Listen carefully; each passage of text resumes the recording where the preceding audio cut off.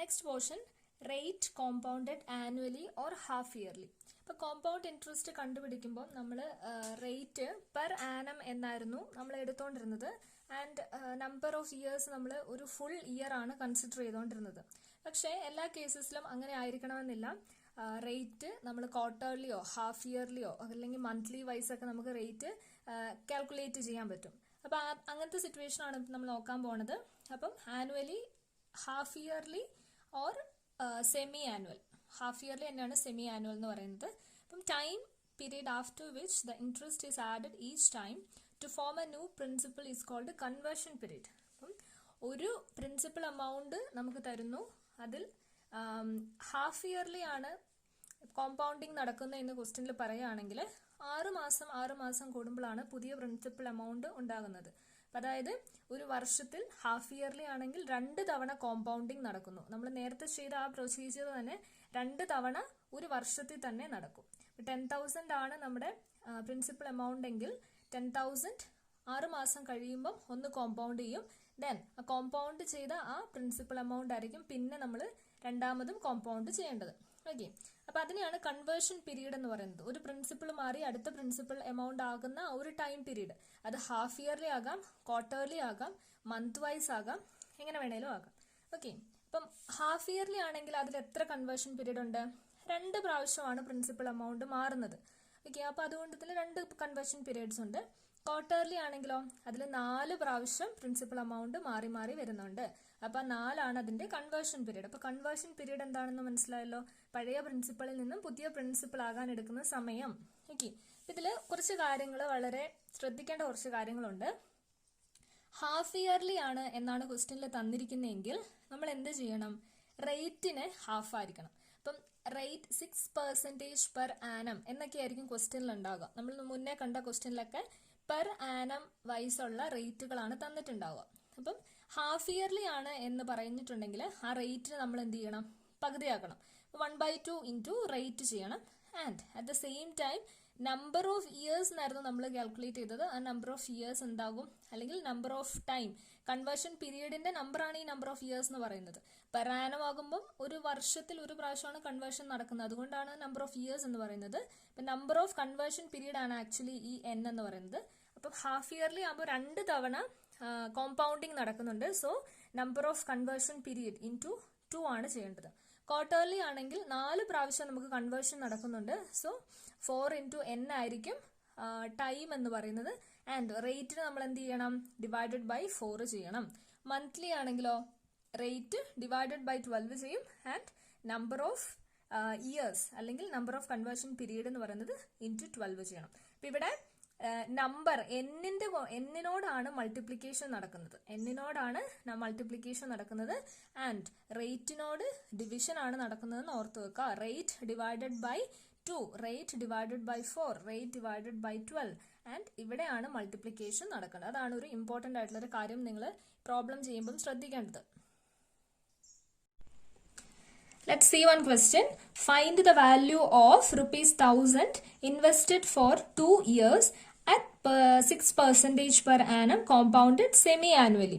Semi-annually എന്ന് പറയുമ്പോൾ നമ്മൾ പറഞ്ഞു ഹാഫ് ഇയർലി ആണ്. അപ്പം 2 തവണ കൺവേർഷൻ നടക്കുന്നുണ്ട് അല്ലെ, 2 തവണ കോമ്പൗണ്ടിങ് നടക്കുന്നുണ്ട്. ഓക്കെ, അപ്പൊ നമുക്ക് എഴുതാം. പി എന്താണ്? പി ഈസ് ഈക്വൽ ടു 1000 ആണ്. Principal amount is 1000. Then R എന്താണ്? റേറ്റ്. റേറ്റ് എന്ത് ചെയ്യണമെന്നാണ് നമ്മൾ പറഞ്ഞത്? റേറ്റ് ഹാഫ് ഇയർലി ആണെങ്കിൽ റേറ്റ് 1/2 ഇൻറ്റു റേറ്റ് ആണ് ചെയ്യേണ്ടതെന്ന് പറഞ്ഞു. ഇവിടെ റേറ്റ് എത്രയാണ്? 6 ആണ്. ആൻഡ് n എന്ന് പറഞ്ഞാൽ എന്താണ്? കൺവേർഷൻ പീരീഡ് 2 ഇൻറ്റു n എത്രയാണോ അതാണ് നമ്മൾ ചെയ്യേണ്ടത്. നമ്പർ ഓഫ് ഇയേഴ്സ് ഇവിടെ 2 എന്നാണ്, 2 വർഷമാണ്. ഇപ്പൊ 2. അപ്പൊ ഇവിടെ ഇത് ശ്രദ്ധിക്കുക. ഇത് ശ്രദ്ധിക്കാനാണ് നേരത്തെ ആ പോയിന്റ്സ് നമ്മൾ പറഞ്ഞു തന്നത്. അപ്പൊ ഇവിടെ റേറ്റിനെ ഡിവൈഡഡ് ബൈ റേറ്റ് എത്രയാണോ ഡിവൈഡഡ് ബൈ 2ഉം നമ്പർ ഓഫ് ഇയേഴ്സ് എത്രയാണോ അത് ഇൻറ്റു 2 ആണ് ചെയ്യുക. സെമി ആനുവലി ആയതുകൊണ്ട്. ക്വാർട്ടർലി ആയിരുന്നെങ്കിൽ ഇവിടെ 4ഉം ഇവിടെ 4ഉം വന്നേനെ. ഓക്കെ, അപ്പൊ നമുക്കിത് കിട്ടി. അപ്പൊ പ്രിൻസിപ്പൽ എത്രയാണ്? 1000 and rate is equal to 3% and n is equal to 4. ഇനി നമുക്ക് ഇക്വേഷനിലേക്ക് അപ്ലൈ ചെയ്യുമ്പോൾ a is equal to 1000 into 1 plus 3 ആയി. നമ്മുടെ റേറ്റ് 6 ഉണ്ടായിരുന്ന റേറ്റ് 3 ആയി. റേസ് ടു n എത്രയാണ് 4 ആയി. Okay, is equal to 10,000 3 divided by 100 0.03 ആണ്, പ്ലസ് 1.03 റേസ് ടു 4. ഓക്കെ, ഇത് സോൾവ് ചെയ്യുമ്പോൾ നമുക്ക് ആൻസർ കിട്ടുക 1125.51. ഇതാണ് നമുക്ക് ആൻസർ കിട്ടുന്നത്. This is amount. അപ്പം നമ്മളോട് കണ്ടുപിടിക്കാൻ പറഞ്ഞേക്കുന്നത് എന്നതാണ്? എമൗണ്ട് തന്നെയാണ് കണ്ടുപിടിക്കാൻ പറഞ്ഞിരിക്കുന്നത്. സോ നമുക്ക് കിട്ടിയ എമൗണ്ട് 1125.51 എന്ന് നമുക്ക് കിട്ടി. 1000 റുപ്പീസ് 2 വർഷത്തേക്ക് പിന്നെ 6% പെർ ആനത്തില് സെമി ആനുവലി കോമ്പൗണ്ട് ചെയ്യുവാണെങ്കിൽ, അതായത് 4 തവണ കൺവേർഷൻ നടക്കും, 4 തവണ കോമ്പൗണ്ട് ചെയ്യുകയാണെങ്കിൽ we will get an amount 1125. Next type of question ആണ് to find P.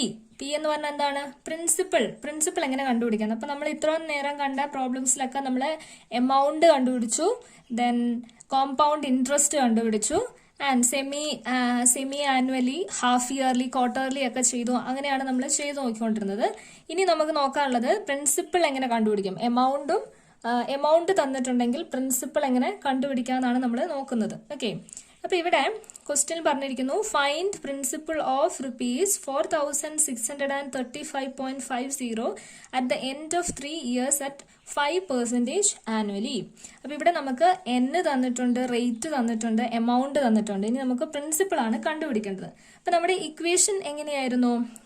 Amount is equal to principal into 1 + r/100 all raised to n. അതായിരുന്നു നമ്മുടെ ഇക്വേഷൻ. ആൻഡ് അത് നമുക്ക് റീഅറേഞ്ച് ചെയ്യാം. അതിന് മുന്നേ നമുക്ക് ആ ഇക്വേഷൻ ഒന്ന് എഴുതി നോക്കാം. എമൗണ്ട് ഇസ് ഈക്വൽ ടു ആയിരുന്നു അല്ലേ? അപ്പൊ ഇവിടെ എമൗണ്ട് തന്നിട്ടുണ്ട്. എമൗണ്ട് എത്രയാ? 4635.50. ഇതാണ് amount. Is equal to P തന്നിട്ടില്ല, അതുകൊണ്ട് അതുപോലെ തന്നെ എഴുതുക. പ്ലസ് 1 പ്ലസ് റേറ്റ് എത്രയാണ്? റേറ്റ് 5 ആണ്. 5 divided by 100 raise to number of years 3. Okay, അപ്പൊ ഇതാണ് നമ്മുടെ ഇക്വേഷൻ. ഇതിൽ നിന്ന് പി നമ്മൾ സോൾവ് ചെയ്തെടുക്കണം. ഇതിന് പിനെ സോൾവ് ചെയ്യണമെങ്കിൽ എന്ത് ചെയ്യണം? പി മാത്രം അവിടെ കീപ്പ് ചെയ്തിട്ട് ഈ ഒരു പോർഷനെ LHS സൈഡിലേക്ക് കൊണ്ടുവരണം. 4635.50 ഇസ് ഈക്വൽ ടു കുറച്ച് സോൾവ് ചെയ്തിട്ട് കൊണ്ടുവന്നാൽ മതി. 5 divided by 100 0.05 1 plus 0.05 1 plus 0.05 1.05 raise to 3. Okay, 1.05 raise to 3. Then ഇനി നമുക്ക് 4635.50 divided by 1.05 raise to 3 will give the answer principal. ഇത് സോൾവ് ചെയ്തിട്ടുണ്ടെങ്കിൽ നമുക്ക് പ്രിൻസിപ്പിൾ കിട്ടും. അപ്പൊ ഇത് സോൾവ് ചെയ്യാൻ ആദ്യം 1.05 റേസ് ടു 3 ചെയ്യുക. Then 4635.50 divided by that value ആയിരിക്കും എന്ത്? പി. അപ്പൊ പി വാല്യൂ നമുക്ക് ഏകദേശം നമുക്ക് കിട്ടുക 4004 സംതിങ് നമുക്ക് കിട്ടും വാല്യൂ, പ്രിൻസിപ്പിൾ വാല്യൂ. അപ്പം 4004 എന്ന് പറയുന്ന റുപ്പീസ് നമ്മൾ ഇൻവെസ്റ്റ് ചെയ്തിട്ടുണ്ടെങ്കിൽ compounded annually at the rate of 5% ആണെങ്കിൽ we will get an amount 4635. ഇതാണ് പി കണ്ടുപിടിക്കുന്നത്. അപ്പം ആ ഇക്വേഷൻ തന്നെയാണ്, ഇക്വേഷനിലൊന്നും ഒരു മാറ്റമില്ല. ഇക്വേഷൻ ജസ്റ്റ് റീഅറേഞ്ച് ചെയ്യുന്നുള്ളൂ. ഇതുപോലെ തന്നെയാണ് ടൈം കണ്ടുപിടിക്കുന്നതും. ടൈം കണ്ടുപിടിക്കുക എന്ന് പറയുമ്പോൾ ഇവിടെ റേസ് ടു എന്നുള്ളതിൽ n വാല്യൂ നമുക്ക് അറിയത്തില്ല. അപ്പൊ അവിടെ നമ്മൾ n തന്നെ കീപ്പ് ചെയ്യുക, ബാക്കി വാല്യൂസ് എല്ലാം തന്നിട്ടുണ്ടാവും. അപ്പൊ അത് വെച്ചാണ് എന്ത് ചെയ്യുന്നത്? ടൈം കണ്ടുപിടിക്കുന്നത്. അതേപോലെ തന്നെ റേറ്റ് ആണെങ്കിലോ, റേറ്റിന്റെ സ്ഥാനത്ത് ഇവിടെ 6 എന്ന് എഴുതുക. ദെൻ ബാക്കി എല്ലാ വാല്യൂസും നമുക്ക് തന്നിട്ടുണ്ടാവും. റീഅറേഞ്ച് ചെയ്ത് കണ്ടുപിടിക്കുകയാണ് ചെയ്യുന്നത്.